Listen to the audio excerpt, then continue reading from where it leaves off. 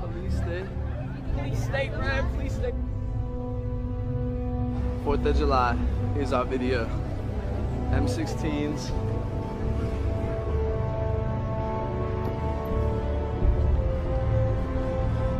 Because we don't live in a police state, sir.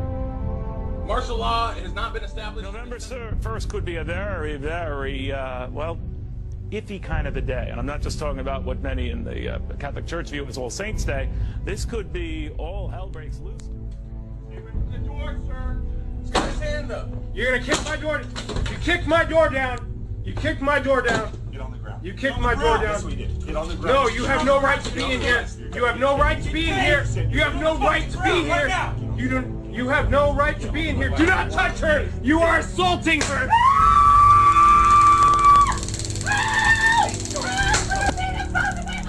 Security spending $80 million on a raft of armed guards to protect the IRS and other government buildings in New York. Not from terrorist threats, mind you, but from American citizens, because on November 1st, the food stamp program is set to start decreasing the amount that is allocated to food stamp recipients. Not all, but a good many, and they're worried that... See, I didn't open up the door. I would open up... Now they're barging in my door for what reason? Down the ground, down the ground, down the ground, down! Down, down, down to your heads! Hands, come to me, come to me, come to me! Now, don't move! Don't move!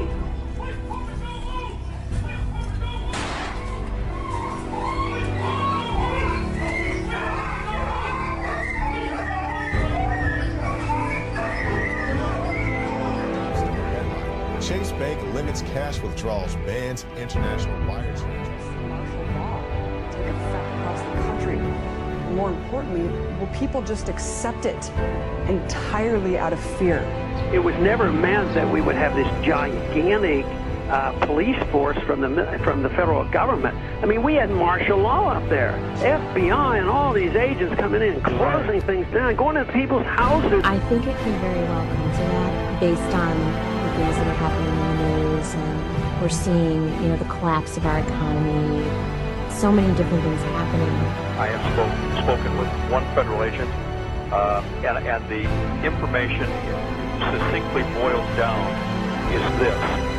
There is an event coming, Steve, in the very near-term future that is going to affect the United States of America to its very soul.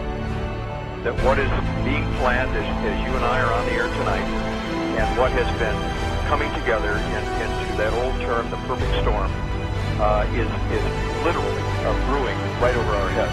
It is and includes military maneuvers in the United States, military actions that are forthcoming, and that will be so deep and so penetrating that the United States will never be safe. We've heard about the NSA spying on us all and think, no big deal. I'm not a terrorist, so I have nothing to worry about. Think again. Because we are all potential terrorists, according to the American government. You can't just do these kind of things. And this one is not only repealing the principles of liberty, but it's destroying the Constitution. All of these invasions of our personal privacy under the guise of protecting us, they're just wrong. And it's no longer about keeping us safe. This is about keeping us safely under the government's eye. And it is clear the government is watching all the time. Oil looks higher. Gold looks higher, currencies look weaker. More about this currency crisis you see erupting. What does that assume about what's going to happen to the dollar?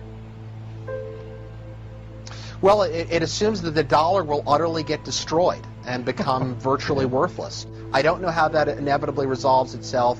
It may resolve itself in some type of a global currency crisis. And then if the global currency crisis unfolds, then inevitably you get I guess an alignment under a global world government, a new global currency, and a new world order. Growing debate in Washington following reports that some U.S. senators are now considering an immigration bill that would force all U.S. workers to carry around biometric ID cards. Well, it is an idea that is now raising some serious concerns among privacy advocates. Through the advancing market of biometrics, technology that uses physiological and behavioral recognition to identify people.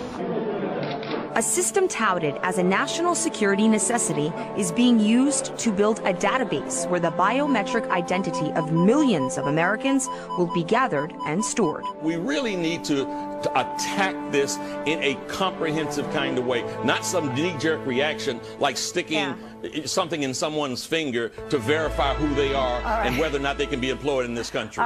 The U.S. Department of Homeland Security has been buying up massive amounts of ammunition. Americans are wondering why. Do you think this is a sign that they're preparing for some sort of mass civil unrest? If you look at what the Department of Homeland Security has been purchasing over the last year, it comes out to like 1.6 billion rounds of ammunition, more than 7,000 fully automatic assault weapons, 2,700 MRAP type vehicles, and now drones. Those are instruments of war. Department of Homeland Security's, who are they going to fight a war? Nearly 50 million Americans on food stamps that are forced to be on food stamps because of a miserable economy that big government is strangling, then you have a situation where it's obvious what government can give to you, government can take away.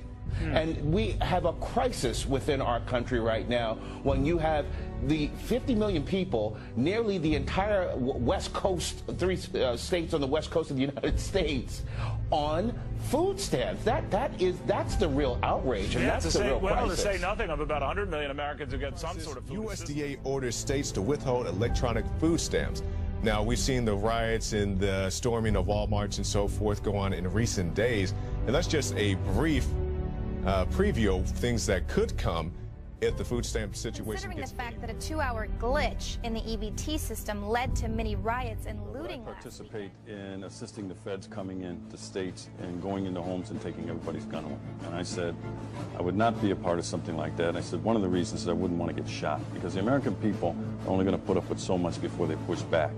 And I said, if the feds tried to do that, disarm this country, I said you would see an uprising and maybe a version of the Second American Revolution.